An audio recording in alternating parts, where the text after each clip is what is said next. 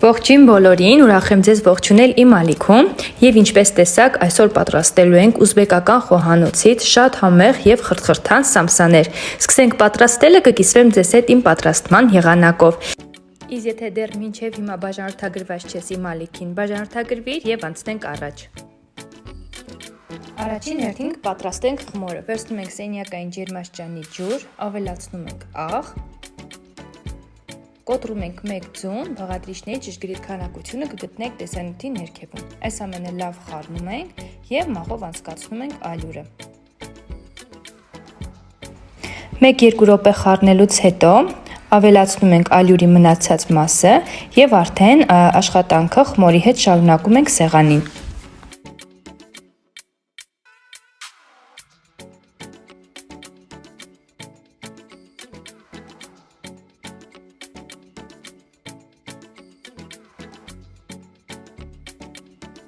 Սեղանի վրա խմորը հունցում ենք մոտավորապես 8-ից 10 րոպե, պետք է շատ հունցենք, որպեսզի ստանանք էլաստիկ խմոր, այն պետք է լինի փափուկ եւ միևնույն ժամանակ ձեռքերին չկպնող խմոր, ահա այսպիսի խմոր պետք է ստանանք։ Այժմ խմորը տեղափոխում ենք ամանի մեջ եւ դնում ենք մի կողմ 30 րոպե հանգստանալու։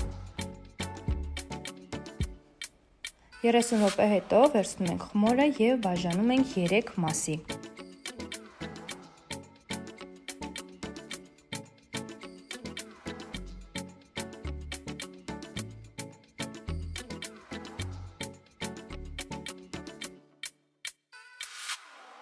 Իսկ այժմ պետք է խմորը բացենք գրտնակով, պետք է որքան հնարավոր է բարակ շերտ ստանանք։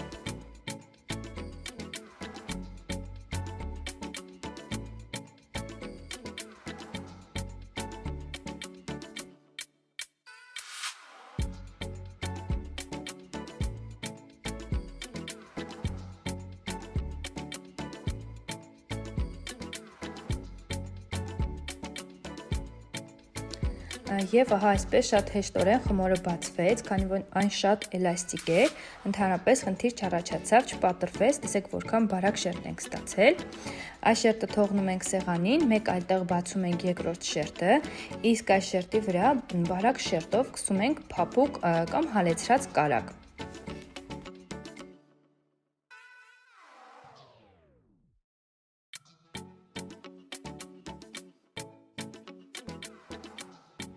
Ավարտելուց հետո դնում ենք երկրորդ շերտը եւ նույնը կրկնում նաեւ երրորդ շերտի դեպքում։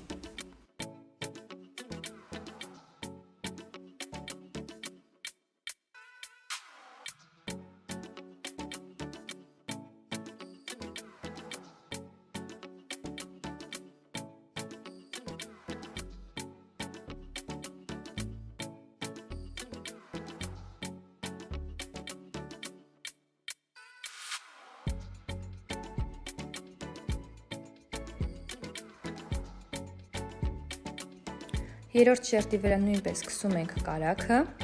եւ այս ամենը ռուլետանման ահա այսպես սկսում ենք փաթաթել։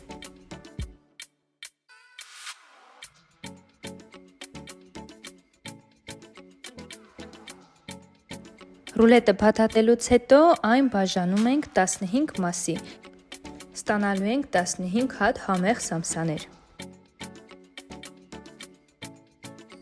Կտրատելուց հետո խմորը տեղափոխում ենք սառցախցիկ, ամենաքիչը կես ժամով, որից հետո նոր կարելի է պատրաստել։ Անպայման ծածկում ենք թաղանթով, որպեսզի խմորը չչորանա, եւ տեղափոխում ենք սառցախցիկ։ Իսկ մինչ խմորը կհանգստանա, այդ ընթացքում կպատրաստենք միջուկը։ Իսկ դրա համար առաջին հերթին մանր կտրատում ենք սոխը։ Կտրատած սոխը տեղափոխում ենք ամանի մեջ, այնուհետև այստեղ ավելացնում ենք աղ, սև պղպեղ եւ կարմիր պղպեղ։ Այնուհետև ձեռքով ահա այսպես լավ տրորում ենք։ Սոխը դնում ենք մի կողմ, որից հետո մանր խորենարդիկների կտրում ենք կարտոֆիլը։ Կարտոֆիլը նույնպես ավելացնում ենք, խորենարդիկներով կտրատում ենք նաեւ տավարի փափկամիսը։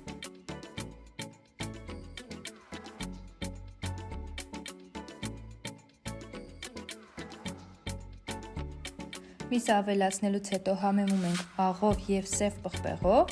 այս ամենը լավ խառնում ենք եւ միջուկը պատրաստ է։ Տավարի փափկամիսը կարող եք փոխարինել նաև հավի կրծքամսով։ Այժմ խմորները դուրս ենք բերում սառցախցիկից եւ սկսում պատրաստել մեր սամսաները։ Սեղանին մի փոքր ալյուր ենք ցանում, ահա այսպես մի փոքր տափակացնում ենք եւ բացում ենք խմորը։ Վերցնում ենք միջուկից 1-2 գդալ եւ անում ենք այնպես, ինչպես ցուցադրում եմ տեսանյութում։ Լավ սեղմում ենք, որպեսզի հետո հեղուկը դուրս չգա խմորից։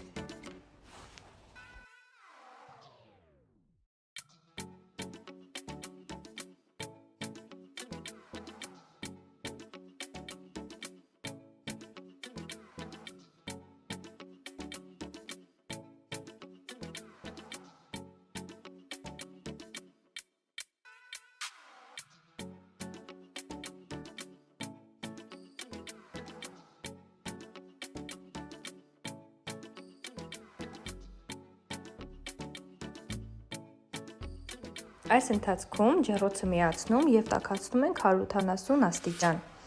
Եվ ահա սամսաները պատրաստ են։ Անպայման սամսաների վրա քսում ենք ձվի դեղնոց, որպեսզի գեղեցիկ եւ փայլուն տեսք ունենան։ Կարող եք նաեւ